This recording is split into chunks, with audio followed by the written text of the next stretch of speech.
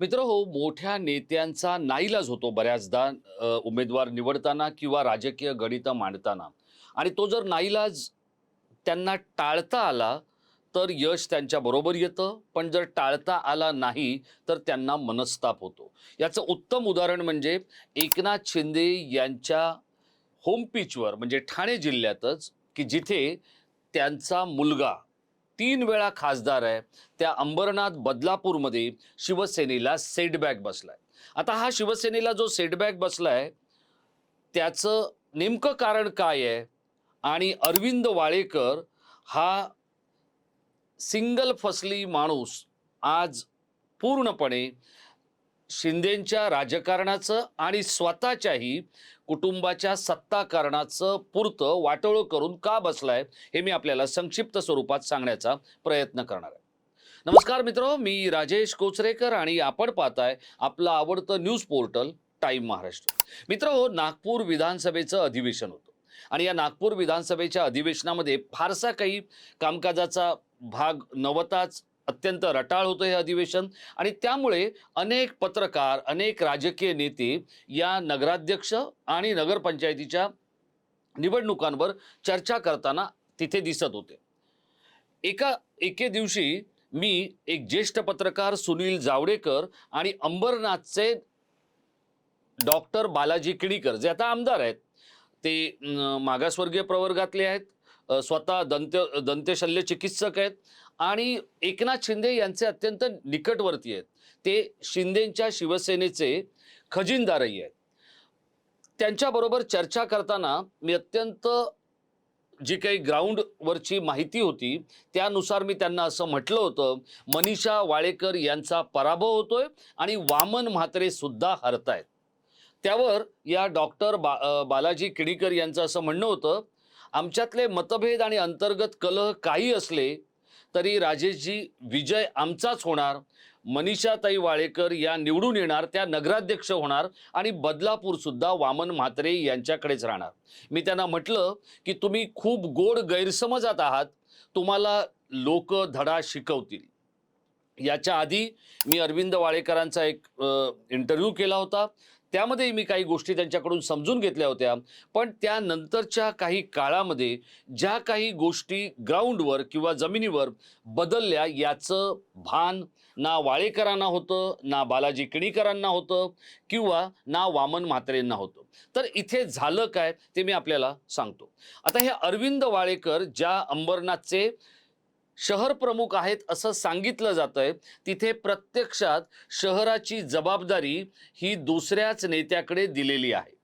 पण आपली muscle power, आपला हेकेखोरपणा, आपला काहीसा आक्रमकपणा, याच्या जोरावर ते शहर प्रमुख जे पद आहे हे आपल्याच लेटर हेडवर ठेवण्याचा प्रयत्न वाळेकरांनी केला.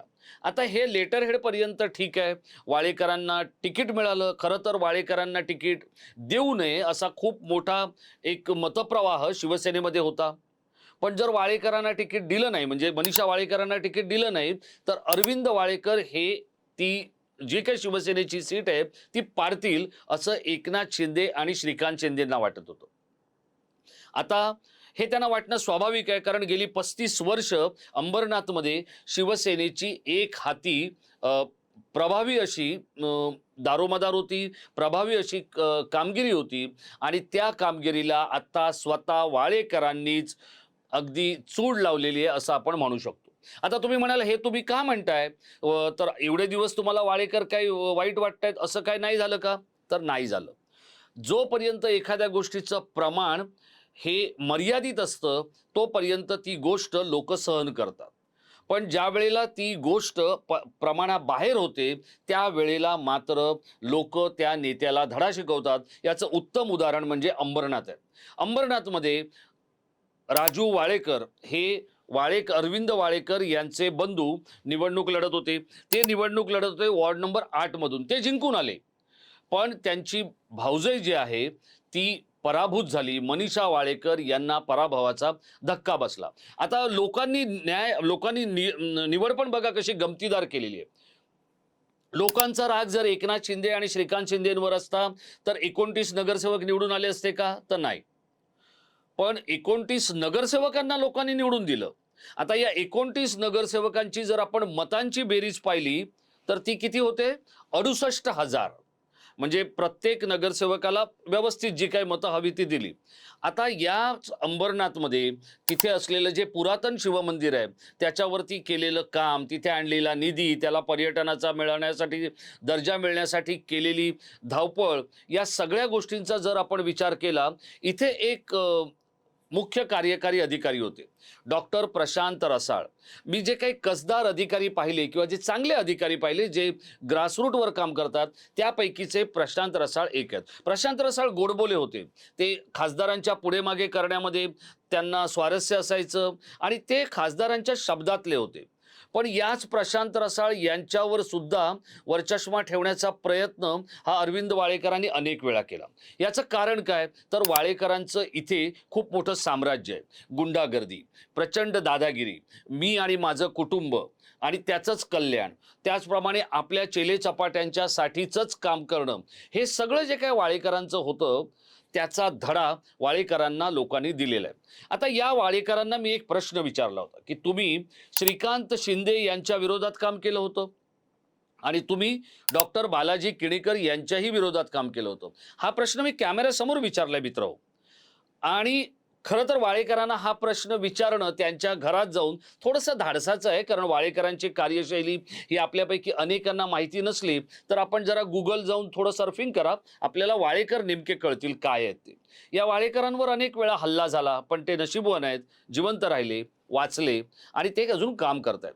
पण या वाळेकरांना आपण अंबरनाथचे एकनाथ शिंदे असल्याचा सतत भास होत असतो आणि त्यामुळे त्यांच्या गाड्यांचा ताफा, त्यांच्याबरोबर असलेले ते पाठीराखे, ते समर्थक, तिथे बनलेल्या अनधिकृत झोपडपट्ट्या, त्यात राहिलेले परप्रांतीय, या सगळ्या गोष्टी वाळेकरांनी स्वतःसाठी बनवलेल्या आहेत. आज त्या सगळ्या गोष्टींमध्ये वाळेकरांचा चॅप्टर क्लोज झाला. बरं, हेच वाळेकर आनंद दिघे असताना, एकनाथ शिंदे असताना, साबिर शेख असताना कार्यरत होते. याच वाळेकरांच्या बद्दलच्या कार्यशैलीबद्दल कधी आनंद दिघेंनी नाराजी व्यक्त केली होती, तर कधी एकनाथ शिंदेंनी नाराजी व्यक्त केली होती. पण एकनाथ शिंदे त्यांना बदलू शकत नाहीत, अशा पद्धतीचं वातावरण ज्या वेळेला अंबरनाथमध्ये तयार झालं, त्यावेळेला शेवटी जनता जनार्दन आहे, तिनेच वाळेकरांना घरी बसवलं. आता वामन म्हात्रेंची कहाणी पण तीच आहे. वामन म्हात्रे हे या बदलापूरचे प्रमुख होते, शिवसेनेचे नेते आहेत, ते शहर प्रमुख आहेत. त्यांनी आपल्याच घरातल्या 6 लोकांना तिकीटं घेतली. बरं, या वामन म्हात्रेंचा कधी तुम्ही इंटरव्ह्यू करण्याचा धाडस बिडस करू नका, कारण त्यांचं वाक्य सुरू होतं शिवीने आणि संपतही शिवीने. बरं, यांच्यावरही अनेक गुन्हे आहेत, अनेक गोष्टींबद्दल ते वादग्रस्त आहेत. याच वामन म्हात्रेंवर काहीतरी उपाय करा, असं लोक खाजगीत एकनाथ शिंदेंना सांगत होते. पण एकनाथ शिंदेंचं जितकं होईल तितकं ढकलगाडीमध्ये आपल्या सहकाऱ्यांना, आपल्या समर्थकांना पुढे नेण्याचा प्रयत्न असतो. पण आता लोक फारच तयारीने मैदानात उतरलेली आहेत आणि लोकांनी काय केलं मित्र हो बघा, या नगराध्यक्ष पदाच्या निवडणुकीमध्ये लोकांनी टिपून टिपून आपल्याला त्रास देणाऱ्या लोकांना घरी बसवलेले.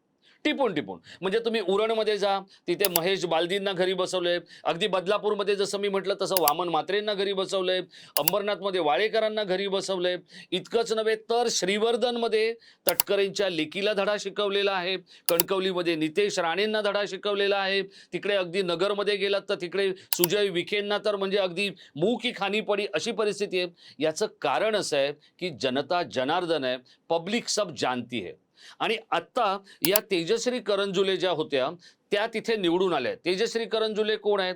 तर तिथले जे स्थानिक आमदार आहेत त्यांची ती स्नुषा आहे, सुनबाई आहेत त्या.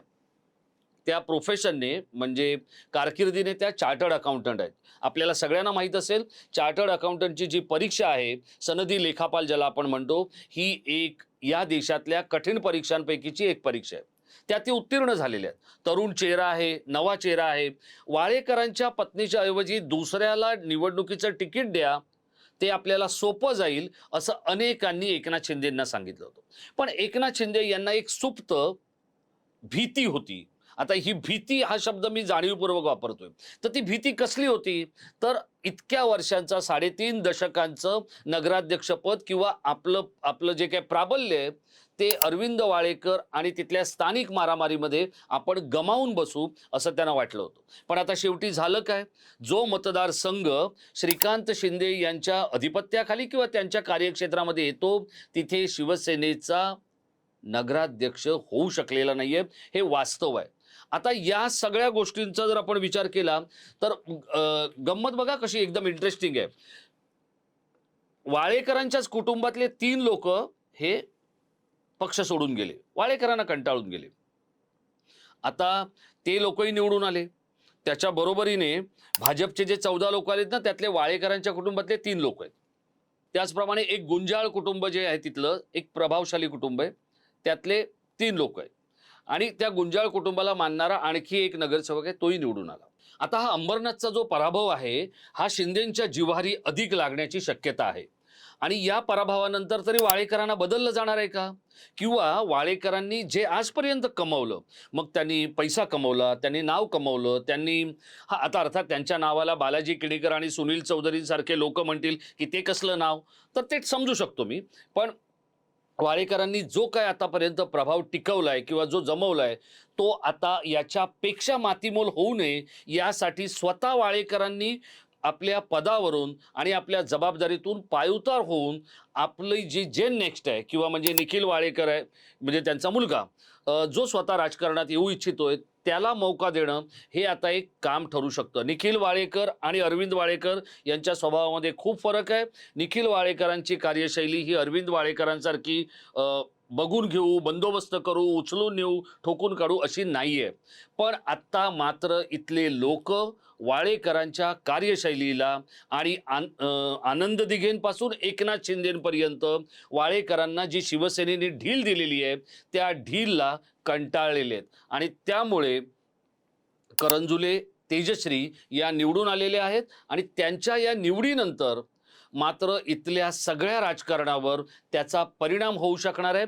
कारण बघा, आत्तापर्यंत अंबरनाथमधून जो आमदार निवडून यायचा, तो राज्य मंत्रिमंडळामध्ये मंत्री असण्याचं बऱ्याच वेळेला घडलेलं आहे. म्हणजे मग अगदी साबीर शेख असतील, त्याच्या आधी त्याच्या आधी नकुल पाटील असतील, साबीर शेख, जगन्नाथ पाटील, या सगळ्यांचा जर आपण विचार केला तर यात इथे मंत्रिपद मिळालेलं आहे. बालाजी किणीकर यांना मंत्री होता आलेलं नाहीये. आता बालाजी किणीकर आणि सुनील चौधरी या दोघांचा एक गट तिथे वेगळा आहे आणि वाळेकरांचा गट वेगळा आहे. या वाळेकरांनी डॉक्टर श्रीकांत शिंदे यांच्या विरोधात काम केल्याचे पुरावे पक्षप्रमुखांपर्यंत पोहोचवण्याचं काम इथल्या काही मंडळींनी केलं होतं. पण त्याकडे सुद्धा एकनाथ शिंदेंनी दुर्लक्ष केलं. इतकंच नव्हे तर त्यानंतरच्या झालेल्या विधानसभेच्या निवडणुकीमध्ये मशालीला मतदान करा असं वाळेकरांनी सांगितलं होतं.